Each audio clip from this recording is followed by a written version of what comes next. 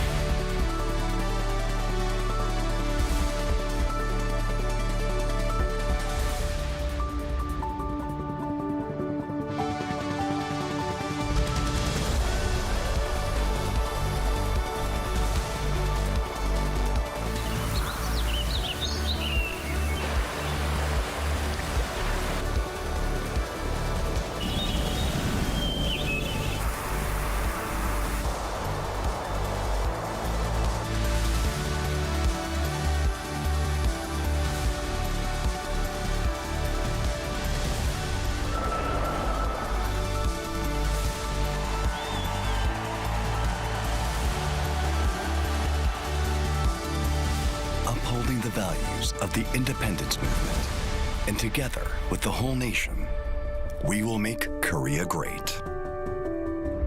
The Independence Hall of Korea.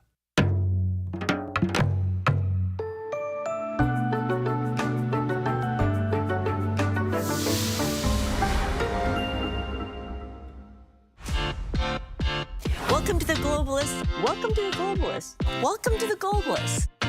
We're in a new set, a brand new set.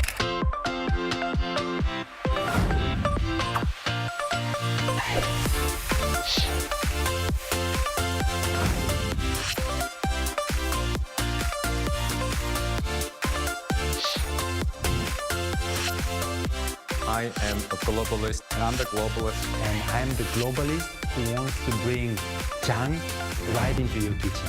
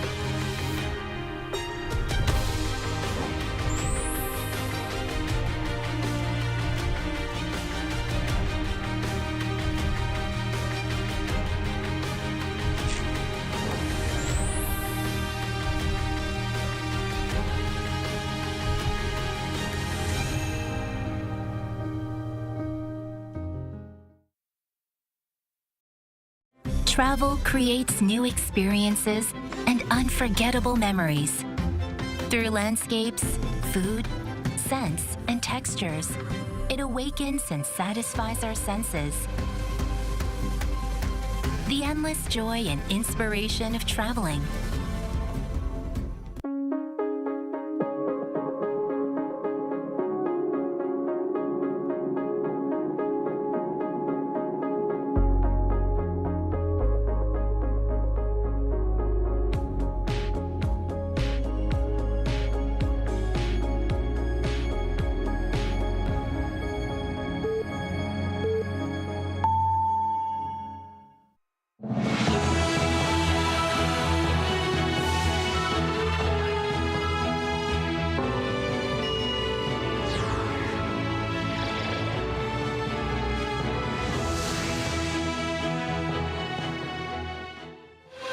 The three major presidential candidates were in areas surrounding the capital today, where a large portion of the country's population resides. Overseas voting is underway across the globe for Koreans abroad. We hear from those who cast their ballots, their hopes and wishes. The United Nations has held its first high-level session to address human rights abuses in North Korea, where shocking testimonies were shared by those who fled the regime. It's May 21st, 8 p.m. in Seoul.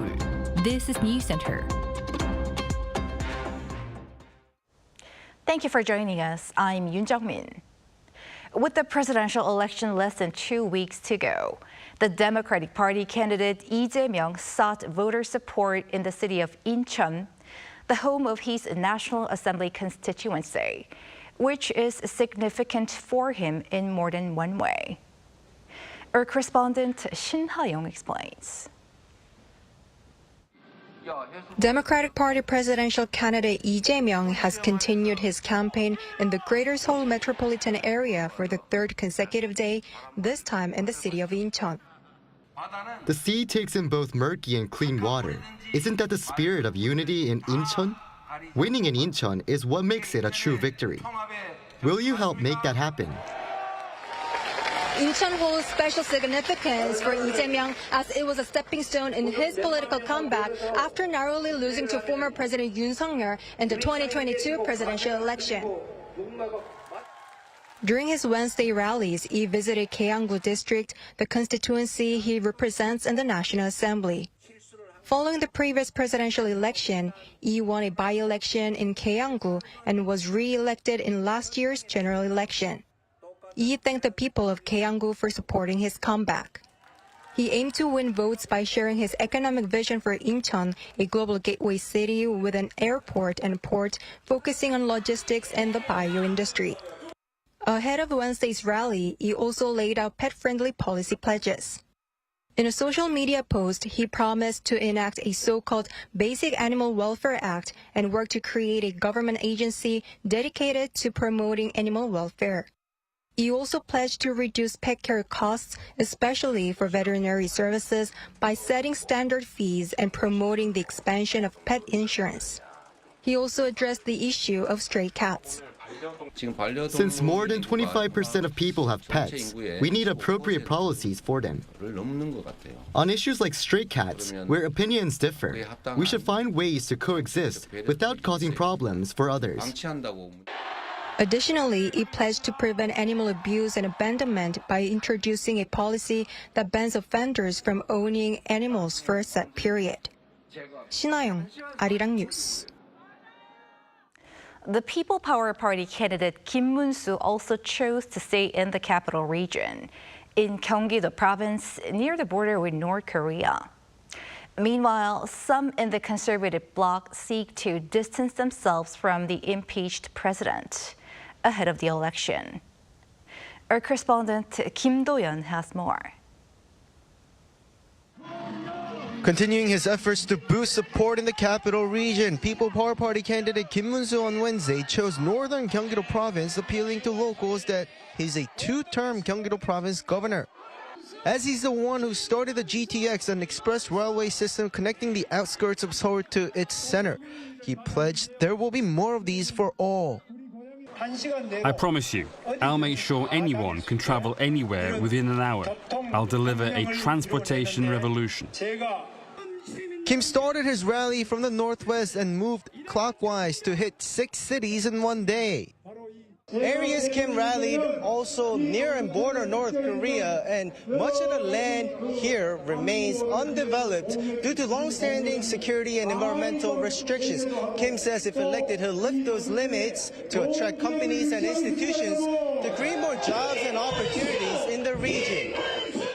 Meanwhile, his efforts towards a merger with a fellow conservative rival, the Reform Party's Ejun Suk, continued, as he called the move a game changer in the current losing landscape. As for a dramatic turnaround, there's candidate Ejun Suk, who once served as our party leader and is now running independently. I believe that in the end, he and I will merge our campaigns and that he could play a key role in leading us to victory in this presidential race. I'm hopeful things will work out. But Lee Jun-seok is still publicly rejecting the idea. Still, the outreach continues. PPP lawmaker An Chol-soo visited Lee on the campaign trail in an apparent attempt to open dialogue. Momentum is building, though. Former PPP chairman and the primary runner-up Han Dong-un began campaigning for Kim on Tuesday, though they haven't appeared together yet. Han made clear that he wouldn't hit the trail unless the party distanced itself from impeached ex-president Yoon Suk-yeol. Now that Yoon has left the party, Han appears to be on board. And to add to the distancing, PPP interim leader Kim Keon-hee publicly apologized for controversy surrounding former First Lady Kim Keon Hee. After his debate proposal for First Lady prospects was rejected, he urged the DP to suggest their own format, saying vetting should still happen. Kim Do-yeon, Arirang News. Also on the campaign trail, Reform Party candidate Ejun Suk has rejected yet again calls for a coalition by PPP contender Kimunsu, as we just heard. Speaking here in Seoul earlier today, Lee brushed aside attempts by the main conservative camp to seek a merger. Lee currently ranks third in public polls and has shared hopes to see his standing rise after the remaining two live TV debates. Later in the day, he headed to Seongnam, where he sat down with students at Gachon University and toured Seongnam Medical Center. Overseas voting is well underway across the globe to elect Korea's next leader, as more voters are heading to polling stations for their hopes and wishes. Our Ejun Hee brings the story. Sung Jin-ok, a Korean national living in Pittsburgh, Pennsylvania, drove 4 hours to a polling station in Virginia. Arriving at daybreak to cast her vote, she said that she'd never felt such an urgent need to vote in all her 16 years of living overseas. There is something deeply moving about stamping my vote. I used to think my vote was too small to matter, so I often gave up. But this time, I hope it becomes a vote for real change. With overseas voting for South Korea's presidential election now underway, Korean nationals across the United States are heading to polling stations in what they describe as a hopeful, even emotional act of civic duty. For many, this election feels more personal than ever. I hope this election brings us closer together, a society united through democracy. Meanwhile, others cast their ballot, thinking of future generations. I want our children to grow up in a society where responsible leaders step up. The overseas voting period began Tuesday and runs to Sunday, taking place across 118 countries according to the National Election Commission. A total of 258,000 overseas voters registered for this year's election, which is roughly a 14% increase compared to the previous election. Overseas voters in Asia account for the largest bloc at around 129,000 registered voters, followed by the United States and Europe. Perhaps this election was one that didn't need to happen, which makes it even more crucial to choose the right leader.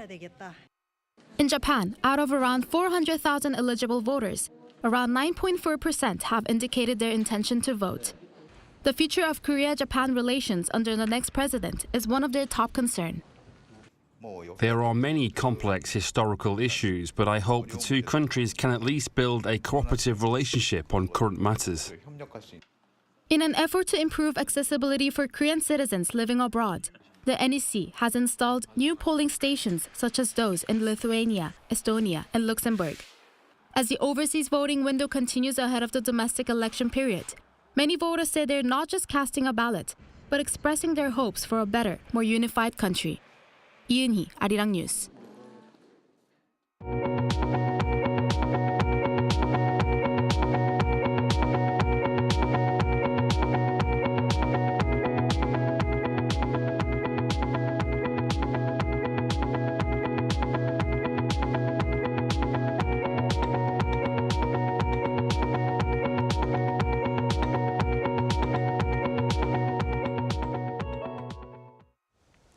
At the United Nations, two North Korean defectors detailed troubling tales of human rights abuses in North Korea.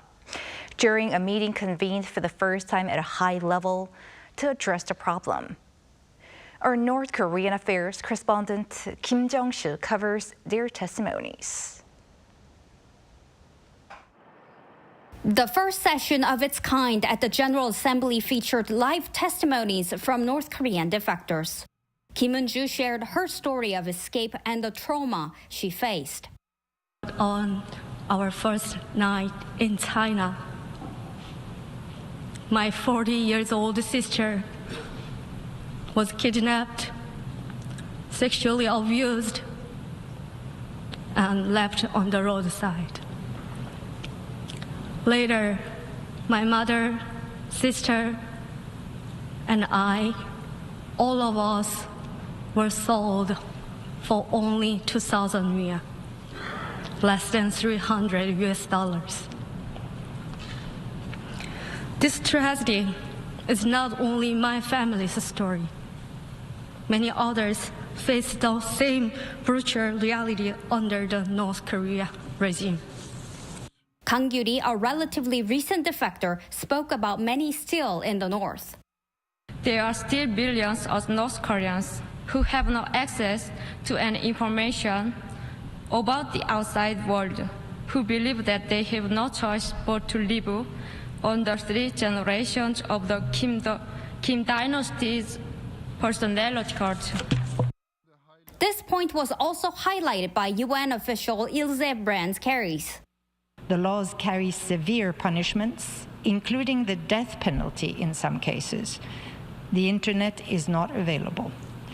Similarly, freedom of movement is extremely restricted. Also discussed were the global security implications of North Korea's human rights violations.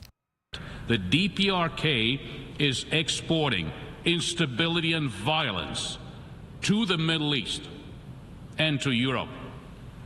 And the root cause of this is the human rights violations that the DPRK perpetrates. Elizabeth Selman, UN Special Rapporteur on North Korean human rights, tied militarization to more exploitation, citing troops sent to Russia. As the DPRK expands its extreme militarization policies, it exacerbates the extensive reliance on forced labor and quota systems. North Korea's permanent representative to the UN, Kim Sung, rejected the claims, accusing Western nations of politicizing the issue. It is shocking that such a meeting is convened going against universal will of the international community. Despite Pyongyang's rejection of the claims, Tuesday's session has once again brought North Korea's human rights situation to the global forefront. Kim Jong-sil, Arirang News. U.S. President Donald Trump has shared an ambitious plan to protect America from missile assaults dubbed Golden Dome. That'll come with a hefty price tag. Lee Seung-jae has more. U.S. President Donald Trump announced on Tuesday his plan for a missile defense program dubbed Golden Dome. The multi-layered system would allow for U.S. weapons to be put into space for the first time. Thank you very much, and thank you for being here in the Oval Office, one of the great places of the world, as we make a historic announcement about the Golden Dome missile defense shield. That's something we want. And Ronald Reagan wanted it many years ago, but they didn't have the technology. But it's something we're going to have. We're going to have it at the highest. The Golden Dome will include ground and space-based capabilities that can detect and destroy missiles at all major stages of a potential attack. Trump said that he had promised the American people that he would build a cutting-edge missile defense shield to protect the U.S. from the threat of foreign missile attacks. However, the ambitious plan also comes with a massive price tag. I'm also pleased to report that the one big, beautiful bill will include $25 billion for the Golden Dome to help construction get underway. That's the initial sort of a down deposit. And we have probably, you're talking about, General, we're talking about $175 billion total cost of this when it's completed. However, earlier this month, the Congressional Budget Office estimated that deploying and operating just the space-based interceptors of the defense system could cost up to $542 billion over the next 20 years. Still, citing the increasingly sophisticated threats from North Korea, Russia, and China, Trump said the system could be operational within 3 years, as he named General Michael Gutlein, Vice Chief of Operations for the U.S. Space Force, to oversee the Golden Dome project. 이승재, Arirang News. Trade officials from South Korea and their U.S. counterparts opened a fresh round of tariff talks in Washington, D.C. on Tuesday local time. On the agenda are 6 key matters, including trade balance, non-tariff measures, and economic security. This is the second round of technical talks and likely the last, ahead of the political transition here in Korea, as a new government takes office on June 4th. South Korea is seeking lower tariffs, while the U.S. is expected to seek more imports and regulatory changes. Findings for the first 3 weeks of May show a slump in Korean shipments overseas. According to the Korea Customs Service, exports from May 1st to 20th were down 2.4% on year. By destination, shipments to the U.S. market slipped in light of tariff-related repercussions, amid a sharp decline in auto exports. Korean shipments to the EU market also lost ground. This latest drop in exports comes after 3 straight months of growth through April. Korea's defense industry is seeking to make strategic strides in strengthening regional security, both at sea and in the air, and its efforts are on full display at a regional exhibition in Malaysia. Our defense correspondent Kim Keon files this report. K-Defense looks to expand its realm to Southeast Asia. The Langkawi International Maritime and Aerospace Exhibition 2025, the largest exhibition of its type in Southeast Asia, kicked off on Tuesday. Among the Korean defense companies taking part is LIG Nex1. With the South China Sea disputes propelling Southeast Asian states to strengthen their naval capabilities, LIG Nex1 is showcasing its Haegung, ship-to-air guided missile defense system, hoping to attract buyers such as the Malaysian Navy. Many officials from other countries such as Vietnam and even Saudi Arabia also show their interest. We are currently focusing our promotional efforts on a multi-layered air defense system. In the long term, we plan to expand into unmanned systems, space, cyber, and AI technologies. Korea Aerospace Industries was visited by the Malaysian Prime Minister. KAI signed a deal with Malaysia in 2023 to export 18 FA-50 fighter jets. And with the very first one expected to be delivered next year, KAI is pushing for the second phase of the procurement project as Malaysia plans to acquire an additional 18 aircraft. The exhibition gave a peek into where K-Defense stands in the global market. European missile firm MBDA had a mock-up of KAI's FA-50 and KF-21 with its own missiles loaded, promoting these to Malaysia. While sharing ideas of how MBDA could cooperate with KAI, the technical executive cited advanced technology and rapid delivery as some of the South Korean defense industry's strengths. It's how rapidly you can bring those capabilities to market. KF-21 as an aircraft is a fine example of going from a concept phase all the way to something that's actually flying, integrating modern advanced missiles like Meteor on there, and actually doing test firings and maiden flights with it. Based on the credibility it has earned, K-Defense aims to explore more opportunities in the global defense market, starting in Malaysia. Kim Keon, Arirang News, Langkawi. South Korea and Japan have decided to temporarily set up separate immigration counters for each other's citizens in June to make traveling easier. The pilot program will run for a month from 9 a.m. to 4 p.m. at 4 airports: South Korea's Gimpo and Kimhae airports and Japan's Fukuoka and Haneda airports. The fast lane services will be available to South Korean and Japanese citizens who have visited the other country at least once in the past year. The two nations agreed to launch the service as they celebrate the 60th anniversary of their diplomatic relations this year. For those looking for a place to work out, capital Seoul may be the right choice for you. Until the end of June, the city offers an outdoor workout event aimed at building a broader culture of fitness. Our Choi Soo-hyung was there. As K-pop star Rosie's song Apa트 plays, people start copying the dance moves. This is Seoul Plaza, and right now it's K-pop dance practice time. Following the dancer's lead, everyone enjoys the moves and gets soaked in sweat. Yeah, it's really good. I mean, yeah, we were not expecting to come here, but I've heard this song a lot. I've heard it on the radio and stuff, so it's nice that we can kind of connect to it too, especially because it's in English. Taking place in the evening under the clear spring sky, the event is particularly popular among office workers. I love it. I usually don't have much time with my baby to have fun because of work, but thanks to this event, we're having a great time. The 2025 Seoul Plaza Exercising is held every Thursday and some Tuesdays until June 26th, starting at 7 p.m. The events offer fun and easy group workout programs for anyone, whether they are a complete newbie or they just love to exercise. Each session will feature a different activity such as Zumba, yoga class, or cheerleading, so participants can try something new every time. In one corner of the plaza, visitors can also try sports that are hard to find in everyday life in South Korea, such as lacrosse and badminton, which is similar to badminton, but played with table tennis-style paddles. Now in its third year, the event drew around 10,000 people last year. During the event, a coaching program with fitness experts allows participants to get one-on-one advice on posture correction and diet. Choi Soo-hyung, Arirang News.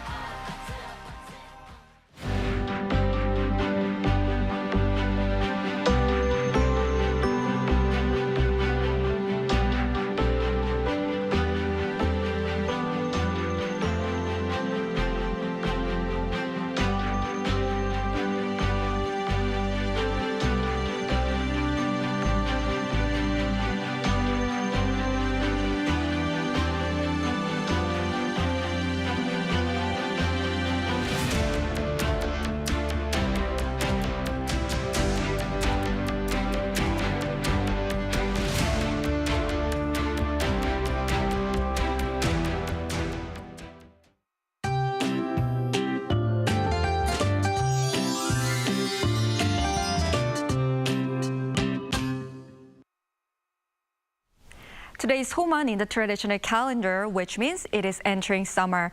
Many areas recorded the hottest morning in May ever today. Even during the day, Seoul reached 28 degrees Celsius, and with high humidity, it feels like even hotter at 30 degrees. In addition, there will be showers everywhere due to the atmospheric instability during the night. The expected amount is 5 to 40 millimeters. Showers could be accompanied by gusty winds, thunder, lightning, and hail in some areas. More rain is forecast from dawn tomorrow in central areas and from the morning in southern areas. Most of this rain will stop by the afternoon. Tomorrow morning, Seoul will start off at 20 degrees, Daegu and Busan at 19 degrees. Highs will move up to 27 degrees in Seoul, Daejeon at 26 degrees. Summer-like heat will subside a bit from Friday. That's all for Korea. Here are the weather conditions around the world.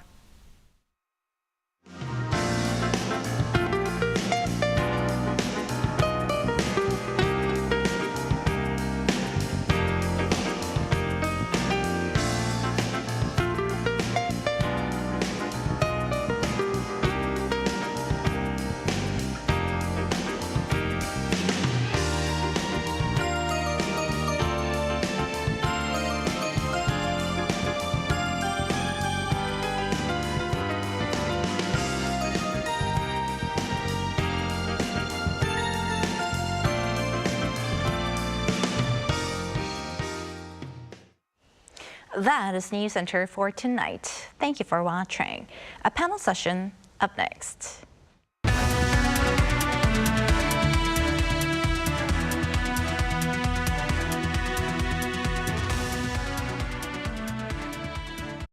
제21대 대통령 재외선거. 세계 어느 곳에 있어도 내가 국가대표라는 마음으로 누구보다 땀 흘리죠. 지금이 국가대표임을 보여줄 기회. 대한민국 국민의 권리. 대한민국 국민의 의무. 반드시 투표합니다. 국가를 위한 대통령 투표. 제21대 대통령 재외선거. 중앙선거관리위원회.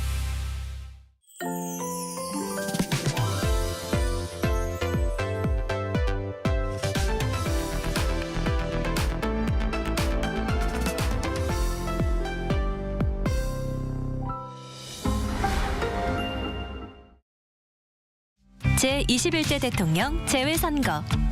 세계 어느 곳에 있어도 내가 국가대표라는 마음으로 누구보다 땀 흘리죠. 지금이 국가대표임을 보여줄 기회. 대한민국 국민의 권리. 대한민국 국민의 의무. 반드시 투표합니다.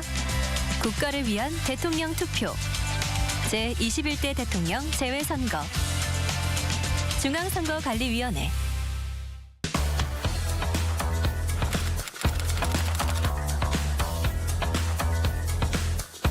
Time to set the facts straight. Get Korea right. K-culture is sweeping the globe. K-pop, K-drama, K-movie, K-food, and even K-beauty. Korean cultural content is gaining more and more fans worldwide. It's indeed the golden age of K-culture. But with this growing interest comes an increase in misinformation about Korea. There's so much inaccurate information out there. Even AI can sometimes get it wrong. So, we must set things straight and correct all the misinformation. So here's the plan. The Voluntary Agency Network of Korea, VANG, and Arirang TV present the Get Korea Right project.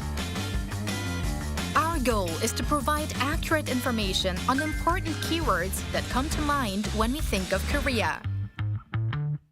Blatant errors and false claims that distort history.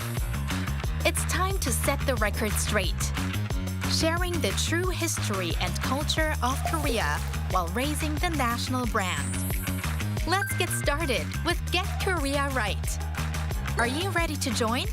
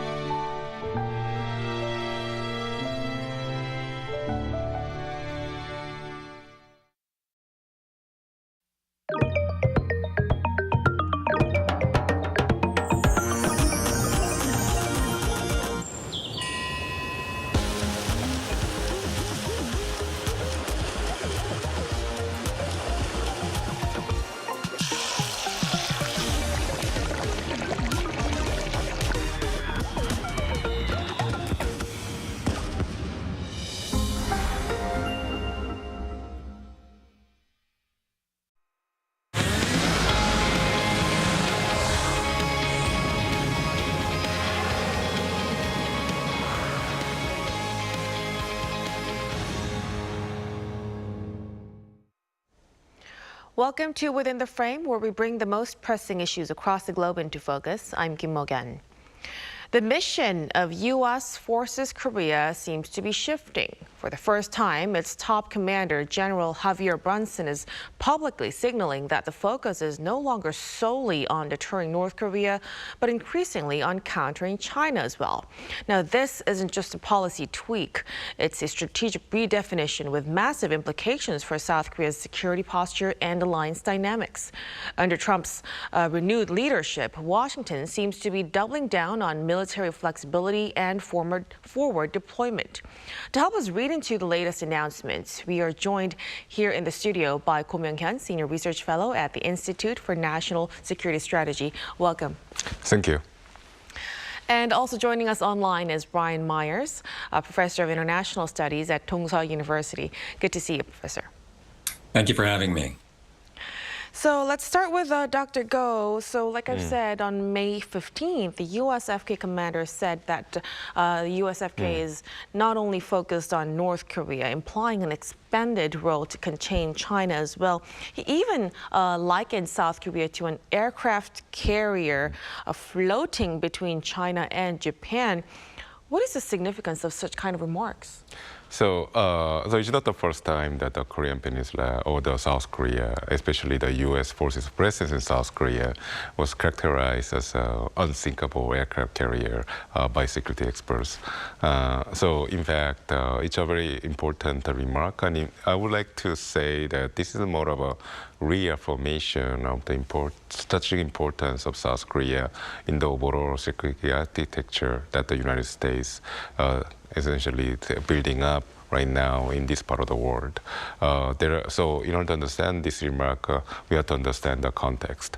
So there's been some debate in Washington about the importance of South Korea, especially the alliance the United States has with South Korea, whether this is still essentially valid in at the time when the China is presumed to be the biggest security challenge to the United States. So there's a movement of shifting the weight of the security alliance, security architecture in this part of the world from Korea to Japan.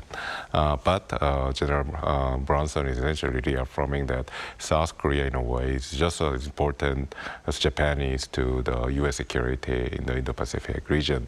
So this is, in fact, you could even take it as a retort on some of the discussion that's being done in Washington, that the United States should reduce its weight of focus on the Korean Peninsula and reorient its defense posture towards Japan and Taiwan. So sure, there's this implication that South Korea could be enmeshed in potential conflict with China if the United States or China, the current strategic competition for some reason gets out of control and then converts into some sort of military conflict. But having said that, though, South Korea will remain as an important ally to the United States, even after the security architecture changes in the character. So in that sense, overall, it's a good message for South Korea. So if this mission of USFK expanding to include broader objectives like containing China as well, concerns also have been arising about a possible military vacuum on in the Korean Peninsula. Professor Myers, how do you believe this change in the role of USFK could realistically lead to a weakened response capability regarding Pyongyang's nuclear threats? Yeah, I do worry about that. I think I'm more worried than Dr. Go is. I think it could very well strain USFK's resources if it's facing two directions at once, so to speak. You know, during the Cold War, U.S. troops in Western Europe were facing more enemy states, but they were one bloc at that time acting under Soviet leadership, whereas China and North Korea are independently acting states, which pose very different military threats. And that has to mean that some U.S. troops and assets are going to be focused more on China, and some are going to be focused more on North Korea. So how does that not result in a fragmentation of attention when China's military has strategic nodes pretty much up and down the Pacific? Now, I know General Brunson says North Korea is the greatest challenge, But do the Americans really think so? Aren't they more worried about China now? And I know some people here are thinking, well, the United States and South Korea can just strengthen the trilateral alliance, the trilateral cooperation with Japan, turn it into a kind of Asian NATO. But let's be realistic. There's a very good possibility that the next administration here has no interest in such a thing.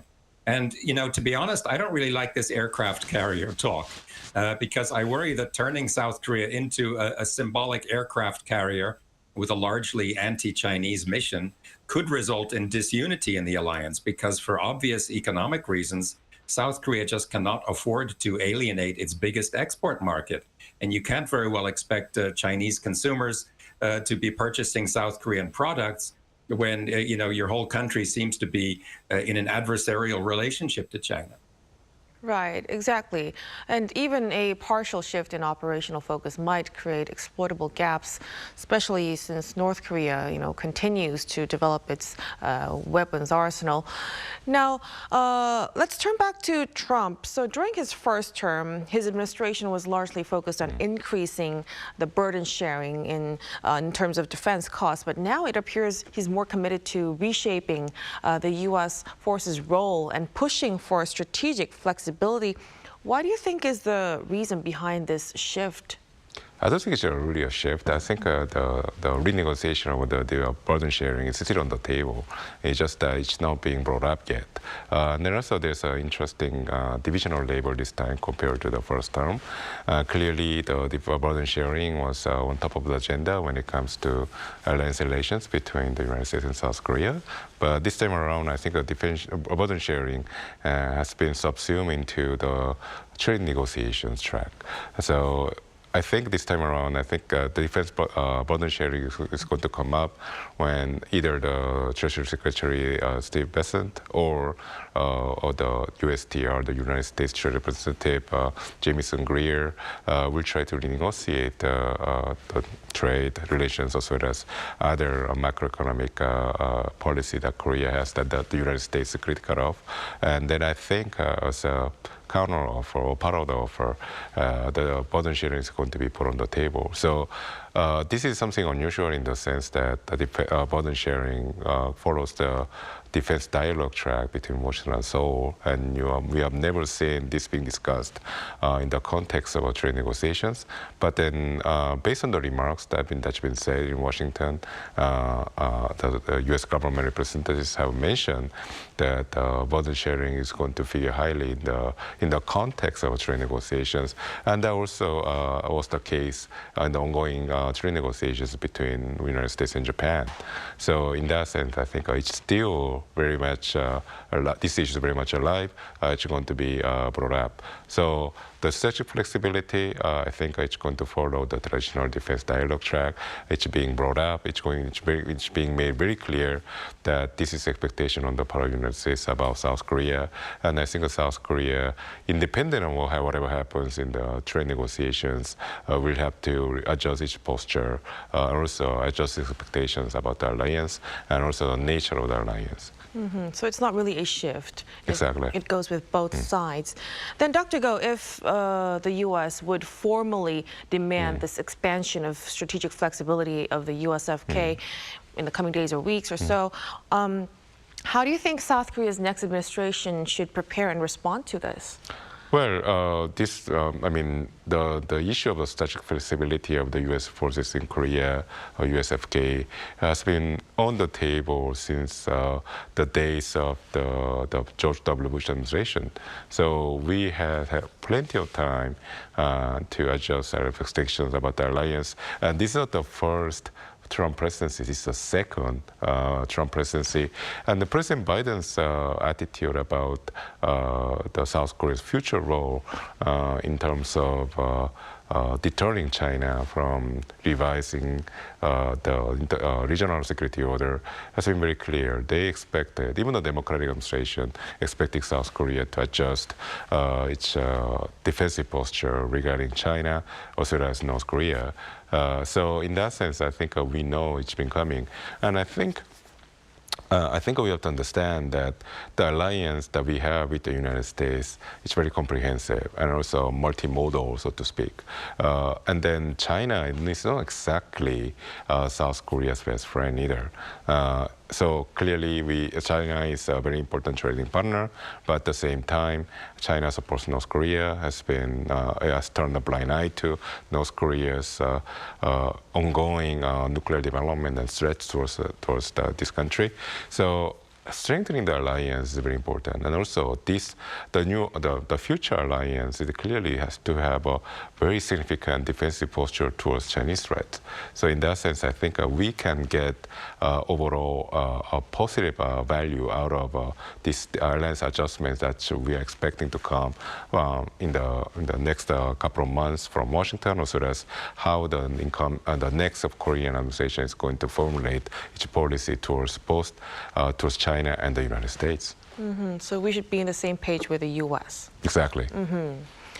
Then with this situation in the backdrop, North Korea seems to continue to develop its weapons system. The regime actually recently revealed footage of a live fire test of a new mid-range air-to-air missile, and some speculate that Russian technology may have actually played a role. Professor Myers, do you also think that this is a result of the transfer of Russian technology in exchange for North Korea's troop deployments in the war? Well, not necessarily. I wouldn't say that's the only possible explanation, because North Korea made so much ballistic and nuclear progress before this cooperation with Russia. And Kim already said in 2021 that he was committed to developing ever more advanced missiles. So these could be indigenous developments. They could involve technology that was acquired discreetly from other sources. Besides, I kind of think that the Russians are not going to want to give away their latest technology to a country that fires missiles into the ocean, where they can easily be recovered by the United States or South Korea. On the other hand, North Korea has made enormous sacrifices to the Russian war effort, including 5,000 young men already. And I'm sure it wants more in return for that than just the kind of humanitarian 1990s style handouts like food and energy. You know, North Korea is a very confident nuclear power now, and it wants a reward that fits that stature. So I do assume that there has been some technology transfer. You know, the North could also be receiving a lot of Russian money in the form of tied aid, meaning that they have to spend the money on Russian products and services, and that could be purchasing a certain amount of technology that is being used in the missile program. Right, so not necessarily the whole technology used in the air-to-air missile, but there could have been other sources of ways to help develop that. Now, so this recent air-to-air missile test actually follows the regime's reveal of its Aegis-style warship Cheonho last month. Dr. Go, we've been discussing in the past about North Korea's naval, army, and air force capabilities that are falling behind those of South Korea's. Do you think it's realistically actually possible for the North to close in the military gap with South Korea? I don't think, realistically speaking, I don't think it's possible. And the reason why I say this is because the conventional capability, the military capability, is directly proportional to their economic capability. So the richer your country, the larger your economy, the bigger your conventional capability will be. And that's exactly been the history of North Korea's conventional capability, but in the other direction. What I mean is, North Korea used to boast very high conventional capability in the 1970s, but then that conventional capability edge has been lost because the North Korean economy collapsed. Since the 70s, through the 80s and the 90s, it completely reached the bottom, and that's when South Korea, the conventional capability, completely surpassed North Korean ones and left North Korea in the dust. So now, North Korea, in fact, what they tried to do to close that gap was to invest in this asymmetric WMD capability, which are the nuclear weapons. So now that they have, and we believe North Korea has reached very high nuclear capability, some people are expecting North Korea to use the resources now to in the economic domain to develop its economy, but instead they are putting the money into catching up to the South Koreans in the conventional capability domain, and I think it's going to be essentially a loss race to begin with. So let's take the example of a Cheon destroyer. It's characterized as an Aegis-style destroyer with guided missiles. South Korea has already 10 of those destroyers. So there are 6 from the Ejun Suk class destroyers. There are 3 from the Sejong the Great class destroyers, which actually double the size of the Cheon destroyer that North Korea just revealed. And there's another one, actually 3 more coming, which are even larger ones. So in that sense, and then they take a long time to build. So each one of these destroyers takes at least 2 years to build. So it means that the North Korea, to catch up with the South Korea, will have to wait 20 years, with simple arithmetics. So, and that's just one issue. The time is one issue. The second issue is the resources. So it's very expensive to maintain this kind of capability in the long run. And so what North Koreans are going to face is that they're going to have a substandard capability which will never be able to catch up to the South Korean ones, but at the same time they'll be spending an enormous sums of money to maintain them. So in fact, I think the South Korean military planners will be telling the South Koreans, if possible, that no, go ahead, be my guest, because this is a surefire way for North Koreans to waste the resources, the precious resources that they have, on something that they're not going to be getting much out of it. Then wouldn't Russia's engagement, Russia's support in terms of financial support? Clearly, it's one of the factors that's helping North Korea to build up this this capability. But then again, there are opportunity costs to this. So North Korea could spend those same resources on something else. For example, build more missiles. And also build more, I would say, missiles that they just tested on the aircrafts. So there are better uses for their resources. So in that sense, even with the Russians' massive help, this is not the route that a rational military planner would take. Thank you for that. Then, since North Korea and Russia, their ties are increasingly getting closer, Professor Myers, lately, Alexander Matsuroga, the Russian ambassador to North Korea, said that both parties actually plan to send multiple high-level delegations to each other this year, like in occasions like Liberation Day and the anniversary of the founding of the Workers' Party. He said there would be important exchanges to come. What do you anticipate these important exchanges would entail? Well, if they're going to take place on very special days in the North Korean calendar, I assume they're going to be more symbolic than substantial. I think the Russians are going to want to do Kim Jong-un a favor by showing great respect for him in front of his people. And this means that the Russian delegations are going to have to be suitably senior and high-ranking. Now, I think these exchanges are also going to entail the signing of some new agreements that are aimed at deepening the cooperation between the two countries. And this is going to go down very well with the North Korean people, who have always worried a bit about the country's isolation. Refugees have told me that when Kim Jong-il visited China in 2011, shortly before he died, and the North Koreans watched the video of this visit on TV, they were so relieved and happy that they actually stood up and applauded. So they're going to respond very well to any display of Russian respect for Kim. And the Russians, in turn, I think, are going to enjoy the reception that they receive. Now, I think trade deals may accompany these visits, but Kim Jong-un is going to have to be very careful about how much of a fuss he makes about that, because North Korea has always mocked South Korea for getting money in return for dispatching troops to Vietnam. And he's going to want to avoid conveying the impression that his own troops are in a way, mercenaries whose whole purpose is to bring money into North Korea. In any case, North Korean leaders are not like Donald Trump, for example, for whom trade is an absolutely central concern. So I expect symbolic shows of brotherhood and solidarity. Symbolic actions that could deepen cooperation between the two sides.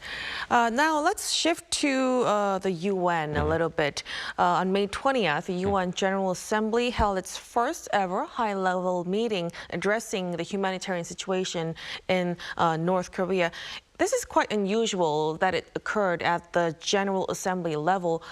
How do you read into the significance, Dr. Go? Well, the reason why the General Assembly has become the stage to discuss about North Korean human rights issue because the traditional stage for this kind of topic, which is the Security Council, is completely dysfunctional right now because of a Chinese and Russian veto, and then clearly the Chinese and Russians didn't want to be seen participating in a discussion that only can be critical of North Korea one or another.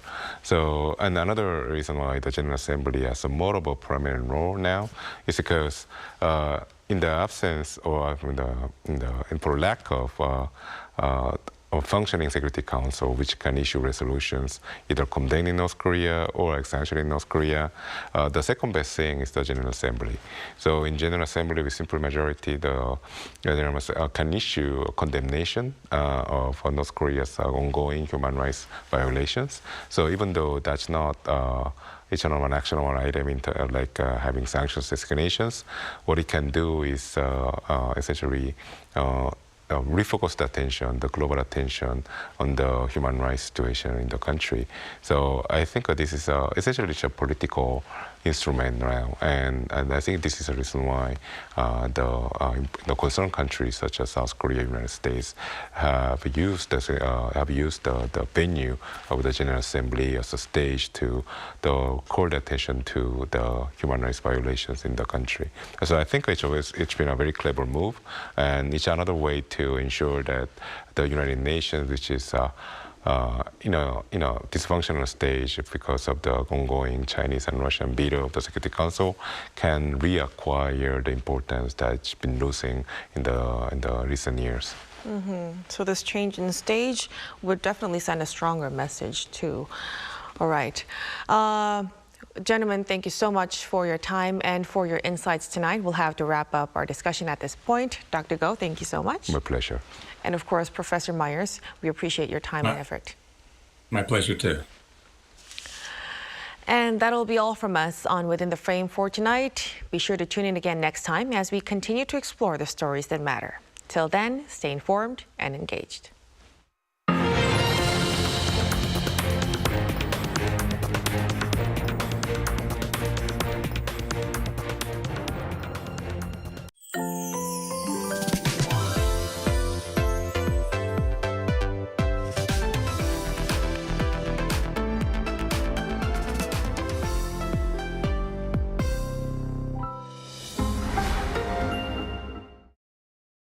How to survive in Korea. Cafes. Step 1. Find a seat. Before ordering, find a seat. Laptop.